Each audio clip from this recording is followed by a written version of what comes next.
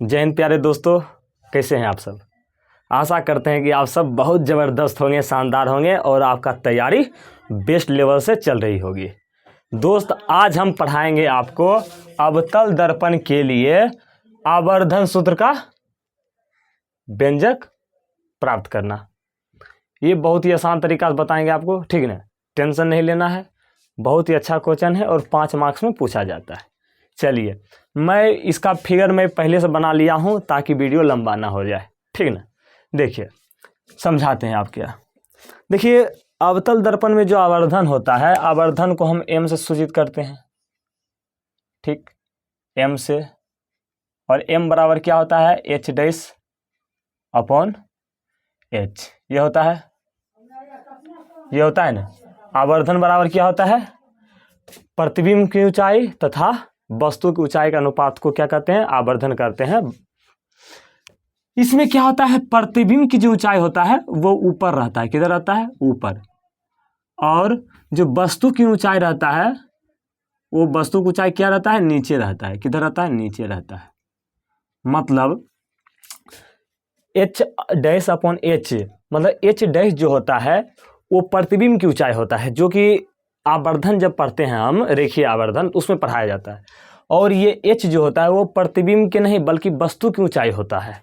और वस्तु की ऊंचाई को हम किससे सूचित करते हैं, तो h से सूचित करते हैं। तो यहाँ पर मैंने क्या किया, h लिख दिया।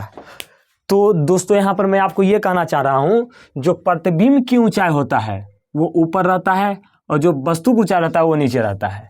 इसी प्रकार मतलब कि ये इसमें क्या किया गया, प्रतिबिंब को प्राइमरी दिया गया, मतलब ऊपर दिया, प्राइमरी दिया। प्रतिबिंब के कोई भी भाग को ऊपर रखा, इसका मतलब प्रतिबिंब के जो भी भाग है उसको प्राइमरी दिया।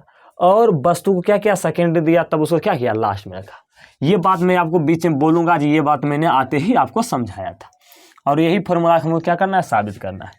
तो इस फॉर्मूला को साबित करने के लिए मैंने क्या किया दोस्तों, एक फिगर लिया अवतल दर्पण का। किसका, अवतल दर्पण का। ये कौन सा दर्पण है दोस्तों, अवतल दर्पण है। कौन सा दर्पण है दोस्तों, अवतल दर्पण है। ये सब तो आपको पहचानने के लिए आता ही होगा। ये मेरा क्या है, अवतल दर्पण है। अवतल दर्पण में एक स्थिति m और m डैश क्या हमारा अवतल दर्पण है। अवतल दर्पण में एक स्थिति ऐसा आता है जब हम वस्तु को कहाँ जब हम वस्तु को वक्रता केंद्र C और अनंत के बीच रखते हैं, तो उसका प्रतिबिंब जो हमारा आता है वक्रता केंद्र और फोकस के, मुख्य फोकस के बीच बनता है। ये स्थिति मतलब कि आप कहिएगा सर, आप वस्तु को वक्रता केंद्र और अनंत के बीच ही क्यों रखें। तो ये थोड़ा सा सुइटेबल इसमें अच्छा होता है, इससे समझना आसान होता है। आपको याद रखना है, क्या याद रखना है, अवतल दर्पण के लिए जब आवर्धन को हम सिद्ध करते हैं, मतलब कि ये -v/u ये सूत्र होता है। अवतल दर्पण में ये सूत्र होता है ना, आवर्धन के लिए m बराबर -v/u। तो इसको सिद्ध करने के लिए हम वस्तु को किसके बीच में रखते हैं, तो वक्रता केंद्र और अनंत के बीच में रखते हैं। ये आपको याद रखना है, ठीक ना। ये याद रखना है कि अवतल दर्पण के लिए जब हम आवर्धन का व्यंजक प्राप्त करते हैं तो उसके लिए हमको वस्तु को कहाँ रखना पड़ता है, वक्रता केंद्र और अनंत के बीच रखना पड़ता है। चलिए, मैंने क्या किया, पहले एक अवतल दर्पण बनाया और उस अवतल दर्पण का नाम मैंने क्या रखा, m और m डैश। ठीक, m और m डैश से मतलब अवतल दर्पण है जिसका हमारा प्रधान अक्ष ये है, ठीक है। और ये मेरा ध्रुव है, अवतल दर्पण का ध्रुव क्या है, P है। और f मुख्य फोकस f है और वक्रता केंद्र क्या है, C है। m और m डैश ये हमारा अवतल दर्पण है। तो हम क्या कर सकते हैं, अवतल दर्पण के मुख्य अक्ष या प्रधान अक्ष पर वक्रता केंद्र और अनंत के बीच, वक्रता केंद्र और अनंत के बीच एक वस्तु AB को रखा गया, एक वस्तु AB को रखा गया, जिसका प्रतिबिंब मेरा क्या बनता है, A डैश B डैश बनता है, जो हमारा क्या होता है, वास्तविक होता है, उल्टा होता है। और देखिए, वस्तु की ऊंचाई इतना है और प्रतिबिंब की ऊंचाई कितना बहुत छोटा है। जब क्या हो, जो ये छोटा प्रतिबिंब बनता है वस्तु की अपेक्षा क्या हुआ, छोटा बना, और उल्टा भी बना। और जब उल्टा बनता है तो हमारा क्या होता है, वास्तविक होता है। और आभासी जब हमारा प्रतिबिंब बनता है तो वह प्रतिबिंब हमारा कैसा बनता है, सीधा बनता है। ठीक है, तो ये समझ गए आप। चलिए, मैंने क्या किया, वस्तु ए बी को वक्रता केंद्र और अनंत के बीच रखा, और इस ए बी वस्तु है, इसकी ऊंचाई हम मान लेते क्या है, एच ऊंचाई है। ठीक, एच डैश नहीं, एच, ठीक है। और जब कोई भी प्रकाश किरण ये वस्तु के समांतर, मतलब वस्तु के समांतर नहीं तो कह सकते हैं मुख्य अक्ष के समांतर, जब हम कोई किरण लाते हैं वस्तु के हेड से कोई किरण लाते हैं, तो ये प्रकाश की किरण हमारी क्या होती है, ये प्रकाश किरण अवतल दर्पण के पर टकराती है, अवतल दर्पण से टकराती है, और टकराने के बाद मुख्य फोकस से गुजरती है या गुजरती हुई प्रतीत होती है। और ये हमारा घटना क्या कहलाता है, फोकस कहलाता है, मुख्य फोकस। ठीक है, जब कोई प्रकाश की किरण मुख्य अक्ष यानी कि प्रधान अक्ष, ये प्रधान अक्ष है, जब कोई प्रकाश की किरण मुख्य अक्ष यानी कि प्रधान अक्ष के समांतर आती है और आने के बाद दर्पण से टकराती है और टकराने के बाद वापस लौटती है, तो जिस बिंदु पर वापस लौटती है, जिस बिंदु के द्वारा जिस बिंदु के रास्ते वो वापस लौटती है, वो बिंदु हमारा क्या कहलाता है, फोकस कहलाता है, मुख्य फोकस कहलाता है। ठीक ना, तो चलिए स्टार्ट करते हैं। तो इसका क्या हुआ, यहाँ से हम किरण लाए, ये दर्पण है, अवतल दर्पण के कोई बिंदु एन है, इस पर टकराया और ये मुख्य फोकस से गुजर गया। ठीक है, ये मुख्य फोकस से क्या हुआ, गुजर गया, ये यहाँ पर ये आया और ये क्या हुआ, गुजर गया।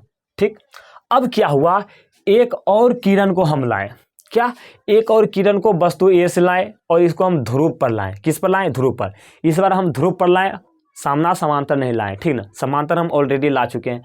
एक किरण को मैंने क्या, वस्तु ए से क्या किया, मतलब वस्तु ए बी के हेड से लाया और ध्रुव पर मिलाया। और ये क्या हुआ, जब प्रकाश का परावर्तन आप पढ़े थे ना, जब कोई प्रकाश का परावर्तन में क्या हुआ, जब कोई प्रकाश किरण क्या किसी दर्पण या सतह पर आती है और आने के बाद क्या होती है, वापस टकराकर वापस लौट जाती है, हमारा प्रकाश का परावर्तन कहलाता है।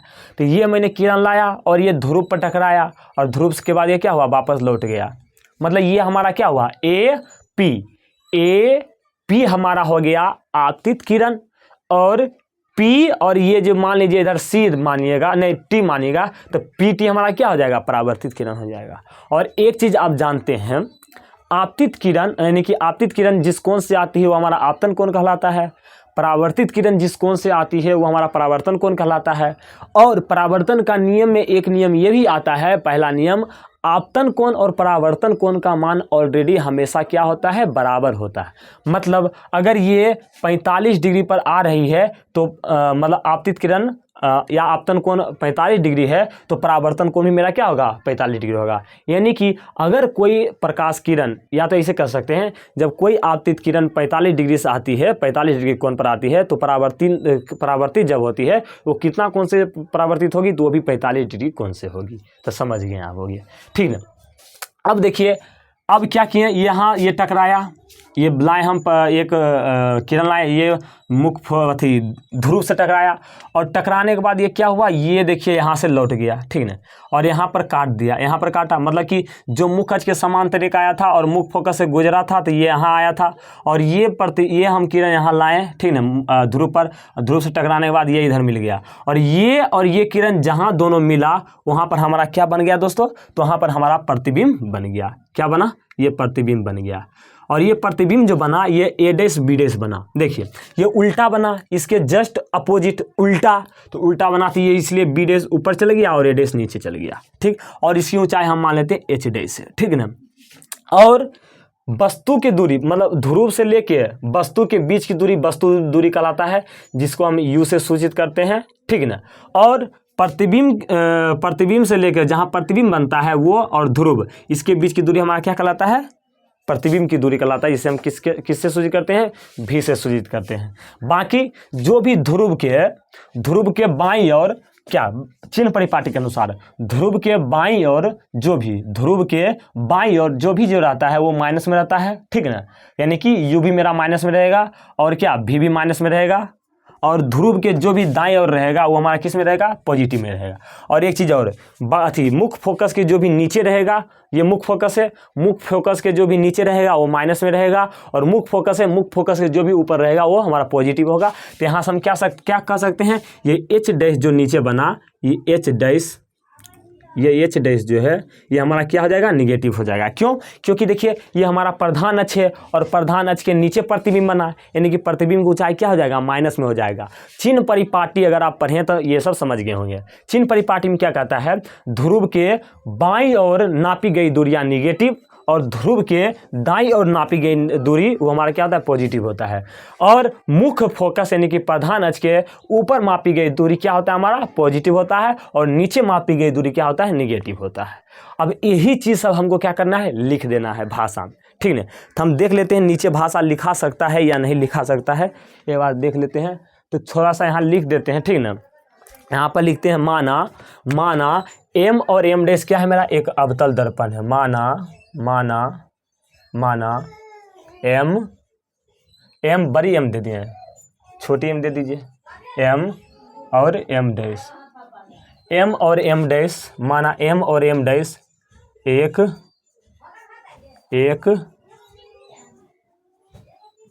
अवतल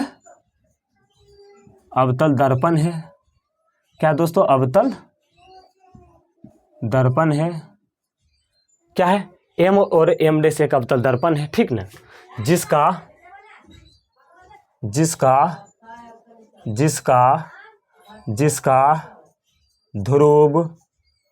ध्रुव पी, ठीक, जिसका ध्रुव क्या है, पी, मुख्य फोकस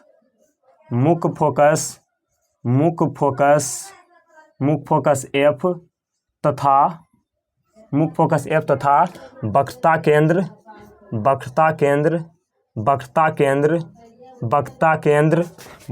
हमारा क्या है, वक्रता केंद्र हमारा क्या है दोस्तों, वक्रता केंद्र हमारा सी है। क्या है, वक्रता केंद्र हमारा क्या है, सी है। तथा प्रधान अक्ष तथा अवतल दर्पण के प्रधान अक्ष पर कोई वस्तु है, या तो इस तरह अवतल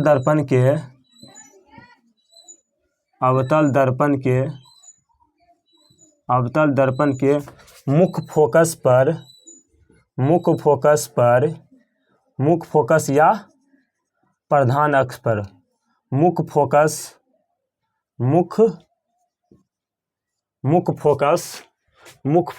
पर कोई वस्तु, मुख्य फोकस पर कोई वस्तु ए बी, मुख्य फोकस पर कोई वस्तु ए बी नीचे दिख रहा है, वक्रता केंद्र था अनंत के बीच रखा गया है। एक लाइन लिखा जाएगा, वक्रता केंद्र तथा वक्रता केंद्र को हम किससे सूचित करते हैं, सी से। वक्रता केंद्र तथा अनंत के बीच रखा गया है, अनंत के बीच रखा गया है, ठीक। अब ऊपर लिखते हैं, ठीक ना, अनंत के बीच रखा गया है, जिसका प्रतिबिंब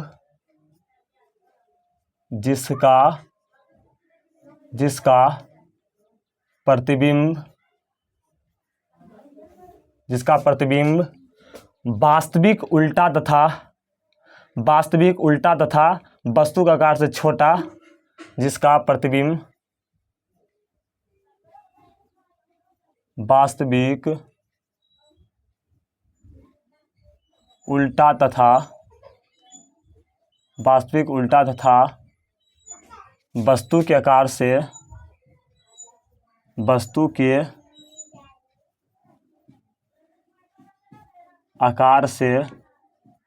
वस्तु के आकार से छोटा बनता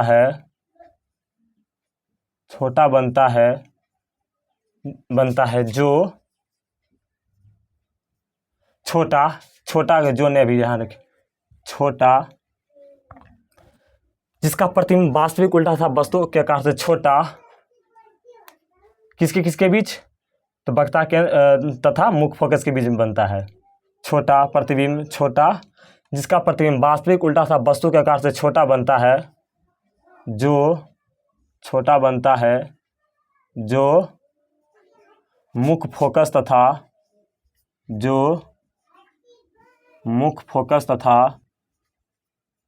मुख्य फोकस तथा वक्ता केंद्र के बीच बनता है, वक्ता केंद्र के बीच बनता है,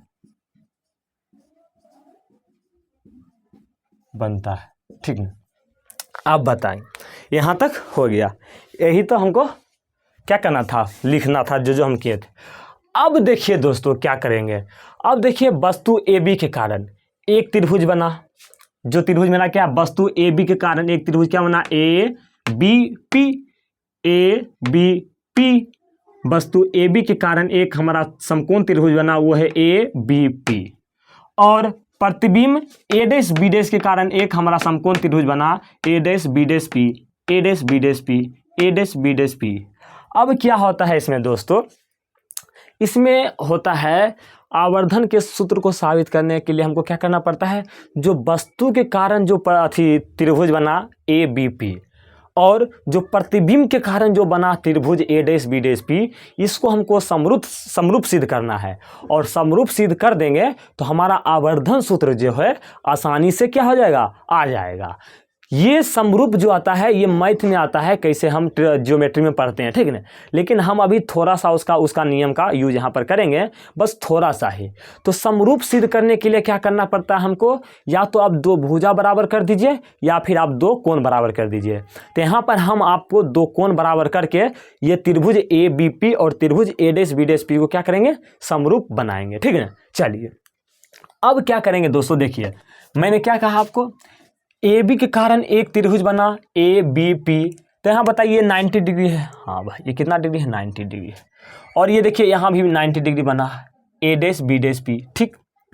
और देखिए तो यहाँ से हम क्या करते हैं, अब चित्र से चलते हैं, ठीक ना। चित्र से यहाँ चल देते हैं, अब चित्र से चलते हैं, चित्र से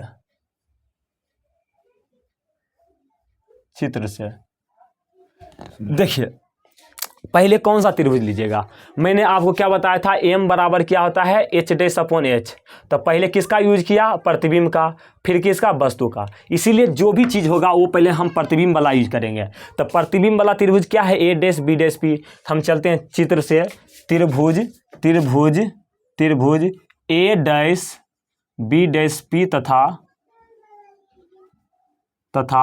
त्रिभुज, ये देखिए प्रतिबिंब का त्रिभुज कौन था, ए डैश बी डैश पी तथा, और हमारा क्या, किसका, वस्तु के त्रिभुज कौन है, ए बी पी। वस्तु कारण कौन बना, ए बी पी में त्रिभुज ए डैश बी पी तथा त्रिभुज ए बी पी में, ठीक। यहाँ चलें, हमको क्या करना है, इस दोनों त्रिभुज को हमको क्या करना है, समरूप सिद्ध करना है। और समरूप कैसे सिद्ध करेंगे, या तो हम दो भुजा को बराबर करके या फिर दो कोण को बराबर करके। चलिए हम दो कोण को बराबर करते हैं, देखिए कैसे होगा बराबर। यहाँ पर आप देखिएगा तो देखिए बी, कोण बी है 90 डिग्री है, इसमें भी त्रिभुज ए बी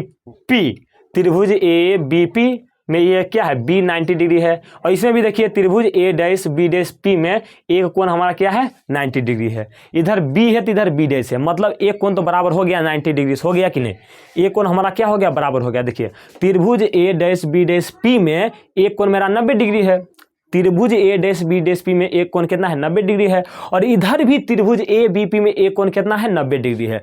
मतलब दोनों में क्या है, 90 डिग्री कॉमन है। मतलब त्रिभुज ए डैश बी डैश पी में अगर कोई कोण 90 डिग्री है तो कह रहा है ए बी पी मेरे भी में भी एक क्या है, 90 डिग्री का कोण है, बन रहा है।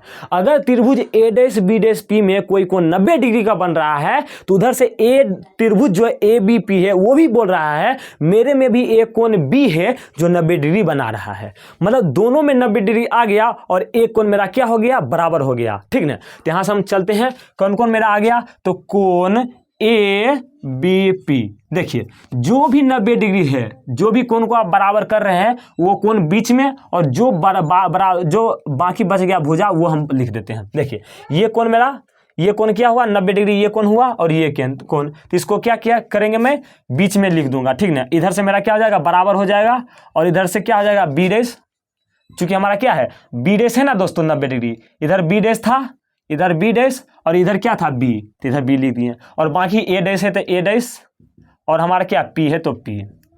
तो अब कैसे हुआ, तो ये हमारा हुआ 90 डिग्री के कारण। कैसे हुआ दोस्तों, तो 90 डिग्री के कारण। इसको हम थोड़ा सा इससे लिख देते हैं, किससे हुआ, तो ये हमारा 90 डिग्री के कारण हो गया।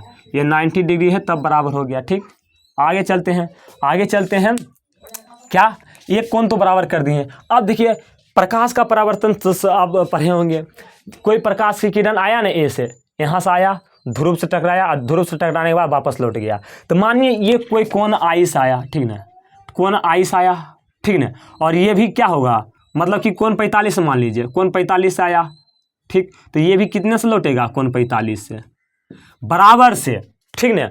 प्रकाश का परावर्तन क्या कहता है, मतलब कि कोई भी किरण जितनी कोण से आपतित होती है उतनी ही कोण से क्या होती है, परावर्तित हो जाती है। मतलब आपतन कोण का मान जितना होता है उतना परावर्तन कोण का मान होता है। अर्थात आपतन कोण अगर आई हो, परावर्तन कोण आर हो, तो कोण आई बराबर कोण आर, ठीक है। तो यहाँ से हम क्या कर सकते हैं, ये पी में क्या होगा, पी में दोनों आ रहा है ना, तो पी इसमें हमारा दोनों में कॉमन है, क्योंकि पी एक ना है, ये दोनों भाग है, पी एन है, ठीक ना। तो चलिए हम आगे करते हैं, कोण क्या, कोण पहले पी है बीच में, तो पी लिख दीजिए, पी, क्योंकि पी में क्या है, ये पी का ही है त्रिभुज, ये पी से ही जा रहा है, तो ये भी 45 डिग्री, ये भी 45 डिग्री, ठीक है। और इधर हम क्या करेंगे, देखिए A P B, A P B, A P B बराबर हमारा क्या हो जाएगा, और इधर क्या दे दीजिएगा हमारा, इधर देखिए ए डैश, देखिए मैं एक बार और समझाता हूँ। ये त्रिभुज देखिए, जब कोई प्रकाश किरण क्या हुआ, इधर आया, प्रकाश किरण क्या ध्रुव पर आया, ध्रुव से टकराने के बाद वापस लौटा और यहाँ काटा तो यहाँ प्रतिबिंब बन गया। अब देखिए ये त्रिभुज, एक और त्रिभुज बन गया ए बी पी, एक त्रिभुज क्या बना, ए बी पी, ठीक, और एक त्रिभुज मेरा क्या बन गया दोस्तों, ए डैश बी डैश पी, ये बना ना, यही मैंने आपको शुरू से समझा रहा था। और इसमें देखिए, इसमें देखिए ये अगर 45 डिग्री है तो ये भी करा मैं भी 45 डिग्री हूँ, मतलब ए डैश बी डैश पी में एक कोण पी जो है 45 डिग्री है, तो ए बी पी में भी एक कोण क्या करा, मैं भी 45 डिग्री हूं, और दोनों में जो पी है, दोनों में जो पी कोण है वही 45 डिग्री है, वही बराबर है, ठीक है। परावर्तन का नियम यही कहता है, जो आपतन कोण होता है और जो परावर्तन कोण होता है, दोनों का कोण क्या होता है, बराबर होता है। और इसमें जो कोण है पी है, मतलब कोण पी है, दोनों में क्या है, बराबर है। ये बेचारा बीच में फंसा हुआ है और दोनों त्रिभुज में ये कॉमन आ रहा है, ऐसा बात है, दोनों त्रिभुज में क्या आ रहा है, कॉमन आ रहा है, मतलब ये दोनों त्रिभुज में है। और इसका कोण का मान कितना है, 45 डिग्री, 45 डिग्री। तो हम क्या कर सकते हैं, मतलब त्रिभुज ए डैश बी डैश पी में अगर कोई कोण 45 डिग्री है तो त्रिभुज ए बी पी में भी देखिए 45 डिग्री है, आपतन परावर्तन कोण से, परावर्तन के नियम से। तो हमारा क्या हो जाएगा, त्रिभुज ए डैश बी डैश, त्रिभुज ए डैश बी डैश पी में, त्रिभुज ए डैश बी डैश नहीं, त्रिभुज ए डैश बी डैश पी में क्या हो जाएगा, हमारा क्या हो जाएगा, कोण पी कितना है, 90 डिग्री, तो पी को हम क्या करेंगे, बीच में रखेंगे। और इधर देखिए त्रिभुज ए बी पी में पी हमारा कितना है, 45 डिग्री था तो 45 डिग्री, ठीक है, ये भी 45 डिग्री है, ये भी 45 डिग्री है, तो बराबर हो गया। और इधर बचा ए और इधर क्या बचा मेरा, बी, और ये किसके नियम से हो जाएगा, ये हमारा हो जाएगा परावर्तन के नियम से। किसके नियम से, परावर्तन के नियम से, परावर्तन के नियम से, परावर्तन के नियम से, ये हो गया परावर्तन के नियम से। क्या किए दोस्तों, देखिए एक कोण क्या, एक कोण तो बी, इसमें भी कोण बी था जो 90 डिग्री था, इसमें भी एक कोण बी डैश था वो भी 90 डिग्री है। इस त्रिभुज ए बी पी में पी 45 डिग्री था, और इस त्रिभुज ए डैश बी डैश पी में भी क्या था, पी जो था 45 डिग्री था, मतलब कि दोनों में पी क्या था, 45 डिग्री था। मतलब कोई प्रकाश किरण 45 डिग्री से कोई दर्पण पर आ रही है तो दर्पण टकराने के बाद 45 डिग्री से ही बराबर लौटेगी, इसलिए ये हमारा परावर्तन के नियम से हुआ, ठीक है। अब क्या करेंगे, दो कोण मैंने बराबर कर लिया, इसलिए हम क्या कहेंगे, त्रिभुज ए डैश बी डैश पी जो हो जाएगा ये समरूप हो जाएगा किसके, त्रिभुज ए बी पी के, ठीक। अब देखिए जब कोई दो त्रिभुज समरूप सिद्ध हो जाता है तो उसके भुजाओं के अनुपात लिखने के नियम, पहले तक के क्या लिखेंगे, देखिए भुजाओं कैसे लिखेंगे, एक दो नियम है लिखने का। एक तो क्या होगा, लंब की तुलना लंब से कीजिए, देखिए इसमें लंब कौन है मेरा, ये 45 डिग्री के सामने वाला लंब है, तो लंब की तुलना लंब से कर दीजिए और आधार की तुलना आधार से कर दीजिए। लेकिन सबसे आसान तरीका मैं आपको बताऊंगा, इधर से आप दो कोण उठाइए, A B A dash B dash, और इधर से दो कोण उठाइए, ये दोनों कर दिए तुलना, ठीक। हाँ, इधर से देखिए, अब इधर से क्या कीजिए, इधर से मिटाइए, और इधर से आप दो लीजिए दो कोण को हम क्या कहें, कंपेयर कर रहे हैं किसके साथ, इधर से बीपी के साथ, तो हमारा क्या आ जाएगा बीपी। आप बताइए ए डैश बी डैश, ए डैश बी डैश चित्र से चलेंगे, चित्र से हमारा क्या हो जाएगा, चित्र से फ्रॉम फिगर, चित्र से हमारा क्या है, ए डैश बी डैश का मान कितना है, ए डैश बी डैश का मान माइनस एच डैश है, कितना है माइनस एच डैश, अपॉन है तो अपॉन, ए बी का मान कितना है, ए बी का मान कितना है, ए बी का मान एच है, ए बी का मान एच है, बराबर तो बराबर, ये B dash P, B dash P, B dash B dash P, B dash P, इसके दूरी क्या है माइनस भी, तो minus B upon B P, B P, B P, B P कितना है माइनस यू है, देखिए बी से लेके पी तक कितना दूरी है माइनस यू, तो माइनस यू, यहाँ से माइनस माइनस कट गया, और ये हमारा क्या हुआ, हम आपको क्या बताए थे आपको, जो एम डैश जो होता है, एम होता है हमारा कितना होता है minus H dash upon H, यही हमारा आता है आवर्धन। तो ये हमारा कितना देखिए माइनस है ना, ये पूरा मिल गया, तो यहाँ पर हमारा क्या आ जाएगा, इसके जगह पर आ जाएगा क्या मेरा, देखिए ये माइनस नहीं होता प्लस होता है, ठीक है। तो यहाँ पर ये माइनस है तो माइनस, और एच डैश अपॉन एच को हम क्या लिखेंगे, एम लिखेंगे, एम बराबर ये भी बटे क्या आ गया यू, यहाँ से हम क्या लिखेंगे, एम बराबर ये माइनस उधर चल जाएगा माइनस भी बटे यू, ये हमारा क्या आ गया सिद्ध हो गया। तो एम बराबर माइनस भी बटे यू हमको सिद्ध करना था, ये हमारा अवतल दर्पण के लिए सिद्ध हो गया है। अगले क्लास में हम पढ़ेंगे उत्तल दर्पण के लिए, किसका, उत्तल दर्पण के लिए आवर्धन सूत्र का व्यंजक। तो चलिए दोस्तों, कैसा लगा ये सेशन, आशा करते हैं कि बहुत ही तगड़ा से आपको समझ में आ गया होगा। अगर समझ में नहीं आया हो तो आप कमेंट बॉक्स में कमेंट कर दीजिएगा, भाई साहब हमको यहाँ पर समझ में नहीं आया, मैं वहाँ आपको बता दूंगा। चलिए दोस्तों, मिलते हैं अगले क्लास में इसी जोश और जुनून के साथ, तब तक के लिए थैंक यू, धन्यवाद, सी यू। स्क्रीनशॉट ले लीजिएगा, 5 मार्क्स का क्वेश्चन है।